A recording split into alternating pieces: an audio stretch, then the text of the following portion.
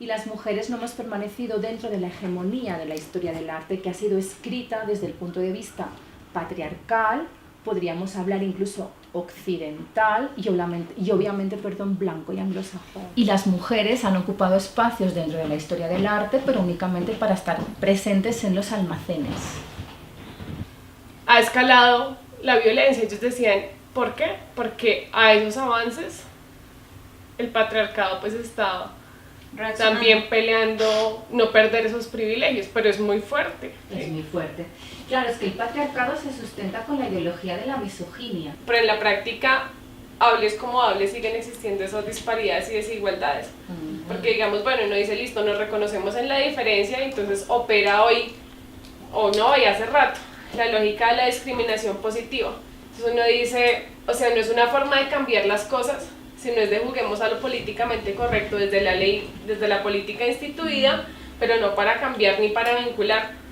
Pero a mí, en mis prácticas personales, me cuesta mucho pensar que yo puedo solamente leer desde lo que han construido y publicado las mujeres, porque además también son mujeres con privilegios, porque ¿quién escribe? Porque además yo también le apuesto eso a una sociedad pues que tenga la posibilidad de verse todo horizontalmente. Entonces sí creo que hay que tener unos lugares de enunciación y de lectura del mundo que deconstruyan, pero también creo que la deconstrucción, si no pasa por la praxis... Es decir, que se sigue pensando desde la diferencia, pero desde la diferencia de que usted no me importa, porque yo soy aparte y yo tengo más derechos que usted. Pero es más privilegios, más ventajas, y no se está pensando por una cosa de una demanda universal, donde decimos es que acá no se trata de pelear, es que yo como soy indígena, mujer y soy estrato 2 y además soy lesbiana, entonces tengo más derechos y peleo por eso, sino es decir, no, acá todos debemos pelear por los mismos derechos y vamos a una emancipación. Pues en España ha habido mucho debate también al respecto de la acción positiva, la discriminación positiva, las cuotas de la participación de las mujeres, la no participación de las mujeres. Yo os cuento, ¿no?, cómo quedó. De repente fue un debate muy interesante que salió en televisión de mujeres que estaban ahí, que eran políticas del Partido Popular, la derecha, mujeres políticas de diferentes partidos de la izquierda.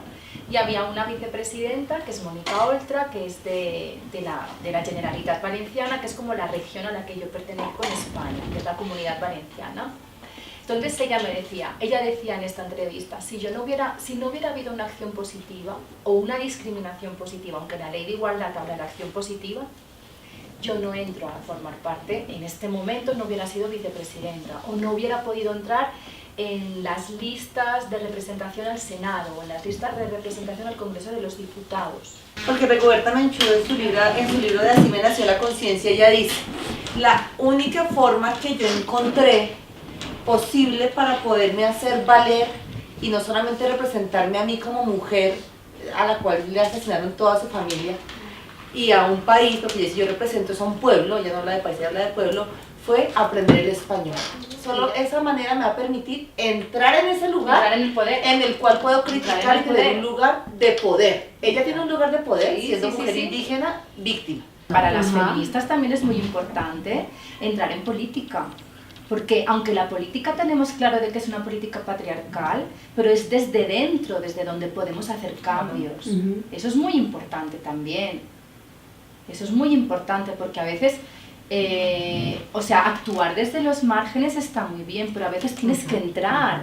Ahí Rigoberta Menchú, por ejemplo, ¿no?, el caso que hemos comentado. Es importante también entrar y formar parte del poder para poderlo deconstruir. Sí, digamos que ahí lo que se va es que cuando se es parte de, y en el caso de Colombia yo lo he visto mucho con pueblos indígenas, paperos, campesinos, es que se es parte de y se olvida de dónde era parte de también. Entonces se queda con una cosa de yo recibo mi tajada y se queda en todo de la parte de inclusión y política pública.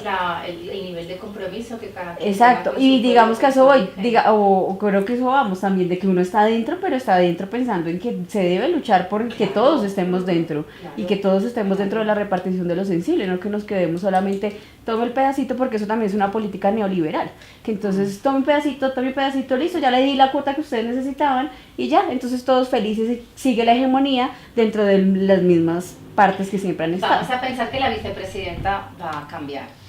Por otra parte, son lozas adscritas a lo que comentábamos antes, al sexo femenino del saber cuidar, el saber cocinar, el saber preparar para el otro, etcétera, etcétera. Y de repente el soporte, la pintura.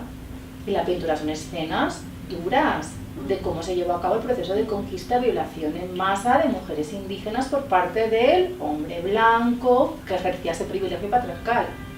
Y algo muy interesante es la raja, que es una vagina que ella coloca en el centro. Lo que significó pues el proceso de mestizaje, de violación y en unas escenas, como podéis comprobar, muy duras. Volvemos a la culpabilización siempre en femenino, como en el caso de Eva, ¿no? Cuando Cortés llega a Veracruz, inmediatamente establece contacto con los tlaxcaltecas. Los tlaxcaltecas en aquellos momentos es una población que tiene enfrentamientos con los aztecas. Inmediatamente, bueno, pues los indígenas tlaxcaltecas le dan la posibilidad a Hernán Cortés de que ocupe sus territorios, de que crean alianzas entre ellos contra los aztecas, etcétera, etcétera, pero el monarca tlaxcalteca lo primero que hace es ofrecerle a Hernán Cortés un botín, pero no es un botín de oro, que lo habría también, sino un botín de mujeres.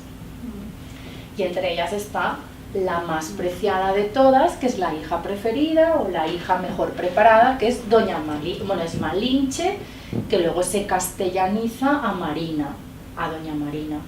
Y es con quien Cortés establece una relación sentimental y tiene hijos. Entonces a nosotras, a través de nuestro cuerpo y el vendernos al otro, al extranjero, eso se culpabiliza.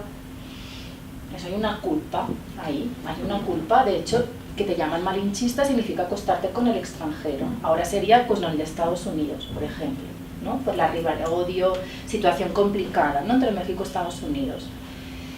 Y ella se la culpabiliza porque tuvo hijos con el extranjero, con el dominador, y sobre todo porque fue la primera mujer que habló tanto náhuatl como castellano. Entonces fue la traductora de Cortés y se la considera como la gran traidora a la patria. La cuestión, ¿de qué me comentan? De que que la mujer colombiana, ellos generalizando que las mujeres colombianas son unas mujeres que les gusta que los hombres les paguen todo, que les gusta que tener dinero para sus caprichos, para sus cosas, etcétera, etcétera. Y de repente hay una modalidad aquí en Colombia ahora de prostitución que se llama las sugar daddies. Buscarte un papá mayor, todo esto es a través de los móviles, de estas plataformas de contacto móvil. Bueno, la cuestión de que ellas se acuestan con hombres por una cantidad de dinero, pero lo que buscan es tener dinero para sus caprichos. Era lo que le comentaba Paula. No era para sus